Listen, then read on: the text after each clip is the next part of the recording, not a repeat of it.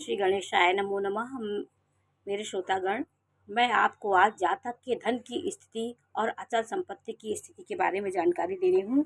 कुंडली में आपके कैसे आप जान सकते हैं कि जातक के पास अचल संपत्ति है, जातक के पास धन की स्थिति कैसी है, ये आप कुंडली कैसे जानेंगे। ये बात जानने के लिए आपका प्रथम द्वितीय भाव जिम्मेदार होता है। दूसरे भाव से धन की स्थिति हम जान सकते हैं। लाभ भाव और चतुर्थ भाव की स्थिति से आपके धन की स्थिति के बारे में जानकारी होती है। देखिए, आपका धनेश कहाँ बैठा है, ये आपके धन की स्थिति बताता है।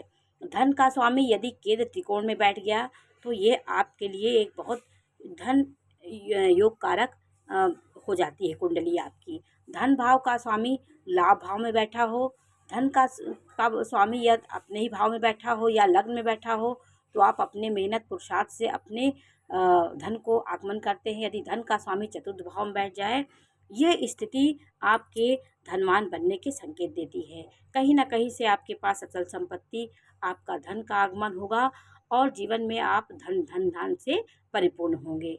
तो आज मैं आपको यही द्वितीय भाव के बारे में जानकारी दे रही हूँ। द्वितीय भाव और लाभ भाव दोनों की एक जगह युति, जैसे लाभ का स्वामी द्वितीय भाव में बैठ गए हैं तो आपको धन आगमन निरंतर आपका होता रहेगा, धन से आपको लाभ निरंतर बना रहेगा।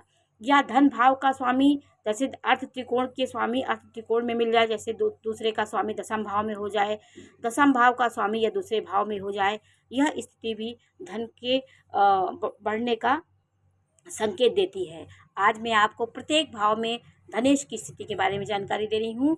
धन भाव का स्वामी यदि लग्न में बैठा है तो जातक का व्यक्ति एक धन के पीछे वो अपनी सारी जान लगाने वाला व्यक्ति होता है, कृपण होता है, कंजूस होता है। उसका धन गया तो वो पागल हो जाता है, इसलिए धन के बारे में वो बहुत कुछ सोचता रहता है, धन को ही सब कुछ मानता है। ऐसी स्थिति आपका द्वितीय भाव का स्वामी यदि प्रथम भाव में हो जाए तो व्यक्ति धन के मामले में पागल होता है और धन को ही सब कुछ मानता है, उसको खर्च नहीं कर सकता है। ये उसके अंदर एक स्वभाव हो जाता है। सत्कर्म करेगा लेकिन वो धन नहीं निकालता है। सांसारिक भोगों को भोगने वाला व्यक्ति होता है, अपने ऊपर अपने शान शौकत के ऊपर पैसे खर्च करता है और जीवन में विख्यात होने की कोशिश करता है और सुंदरता के साथ रहना चाहता है। धनवान बनने का एक उसके अंदर गुरूर होता है। ऐसा व्यक्ति धन को दिखा के ही अपना सुख की अनुभूति करता है। यदि धन का स्वामी द्वितीय भाव में हो, धन का स्वामी जैसे ये शुक्र का ही भाव है, शुक्र अपने ही घर में बैठा हो तो ये भी एक धन की स्थिति दिखाता है। धनेश द्वितीय भाव में हो तो जातक व्यवसाय करने वाला, उत्तम लाभ पाने वाला, पैतृक संपत्ति का उपयोग करने वाला, बंधु बांधवों के साथ प्रेम से और उसको सारे कुल का, अपने कुल खानदान परिवार का सपोर्ट मिलता है, जातक प्रख्यात होता है और धन की निरंतरता उसके जीवन में बनी रहती है। धन का रुकावट नहीं होता है और व्यक्ति अपने पूर्वजों का, अपने परिवारों का बहुत प्रेमी होता है। धन का स्वामी तीसरे भाव में बैठा होगा तो जातक अपने बंधु बांधवों से भेदभाव करने वाला नहीं रखता, अपने छोटों से प्रेम करता है, बहुत प्रेम करने वाला होता है और ये स्थिति जातक को कर्मशील बनाती है। धन को कर्म करता है और धन को खर्च भी करता है और प्रेम अपने बंधु बांधवों के प्रति प्रेम रहता है, उसके प्रति वो धन को लुटाता है, अपने बंधु बांधवों को सुख देता है अपने धन से। धन का स्वामी चतुर्थ भाव में बैठा हो तो यह मनुष्य माता से लाभ प्राप्त करता है, सत्य दयावान दीर्घायु होता है, संचय करता है और सुयोग संतान की प्राप्ति करता है, कठिन से कठिन कार्य करने वाला जातक होता है और कृषि कर्म से उसकी उन्नति हो सकती है, भूमि भवन का उसे सुख मिलता है। दयावान होता है जातक, दीर्घायु होता है। पंचम में यदि द्वितीय का स्वामी हो जाए तो जातक अपने कुल में एक अलग प्रतिष्ठा मान सम्मान प्राप्त करता है, एक कुल दीपक के रूप में अपने खानदान को प्रकाशित करता है। पंचम भाव में सुयोग संतान की प्राप्ति होती, कठिन से कठिन कार्य करने वाला जातक होता है और जातक कृपण होता है। छठवें भाव में यदि दूसरे का स्वामी हो गया तो मनुष्य हर समय धन संचय में लगा रहता है, शत्रुओं को नाश करने वाला व्यक्ति होता है। ये यदि धनेश शुभ ग्रह है तो भूमि भवन का लाभ होता है। यदि धन जैसे यहाँ पे शुभ ग्रह है तो धन भूमि भवन का उसको लाभ मिल जाता है और जातक धनवान होता है।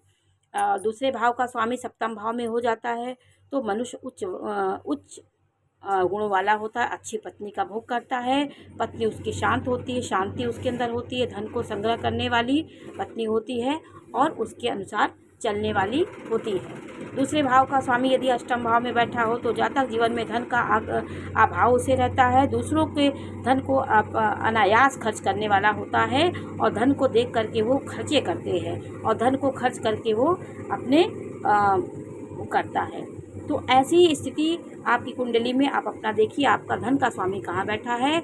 आपका धन का स्वामी नवम भाव में बैठा होगा तो जातक दानी होगा, प्रतिष्ठित होगा, प्रसिद्ध होगा, सफल वक्ता होगा, धनवान होगा, भाग्यवान होगा, अपने धन को शुभ कार्यों में खर्च करेगा, धन धान से परिपूर्ण होगा, धार्मिक कार्यों में खर्च करेगा, पिता के कार्यों को आगे बढ़ाएगा। यदि धन का स्वामी दसम भाव में हो गया तो अति उत्तम योग होता है। ऐसा जातक एक राजयोग का निर्माण होता है, राजयोग का लक्ष्मीमान होता है, मनुष्य माता पिता का पालन करने वाला और अपने अधीनस्थ कर्मचारियों का भी अनायास कभी उसको धन देने वाला होता है और धन से परिपूर्ण होता है। कुछ स्थितियां आपके धन को बताती हैं।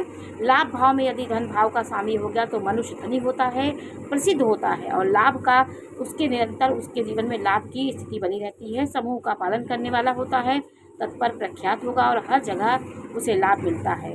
द्वादश भाव में लाभ का स्वामी होगा तो आपका खर्च व्यय होगा, व्यय करेंगे, कृपण होंगे, धन को अनावश्यक खर्च करते हैं।